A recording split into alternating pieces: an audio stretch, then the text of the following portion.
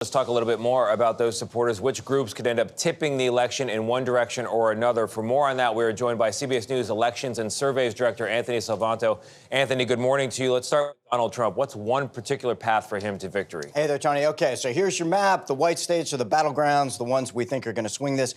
I think it starts with this group right here. Folks who tell us in the polling that they did not vote in 2020, but 4 in 10 of them say they definitely will. Now, the Trump campaign is trying to turn them out because the men among them, in particular, are very much for Donald Trump. So what happens if that campaign does work out? I ran those numbers, and through the states, that would mean that he'd flip Pennsylvania back into the red column, hold North Carolina, he'd flip Georgia back, win Arizona, and that would put Trump over the 270 that he needs, again, if he can turn out, especially those men, non-voters from 2020.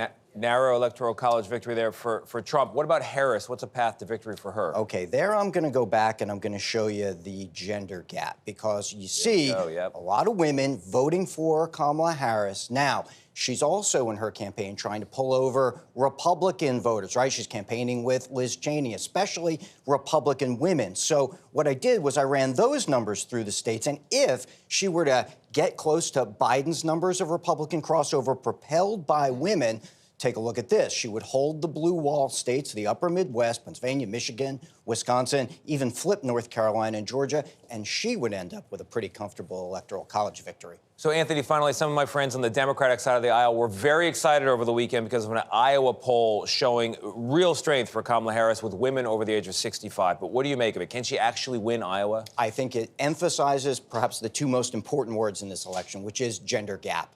If women in force turn out, like I just showed you, that would bode well for Kamala Harris. And maybe there's some signals of that in the polling. Remember, a race this close can not just break either way, but can break very large in a direction either way, because there's so many factors that could tip it, Tony. Tight in the polling right now doesn't mean it'll be tight on election night. Anthony Salvanto, thank you very much.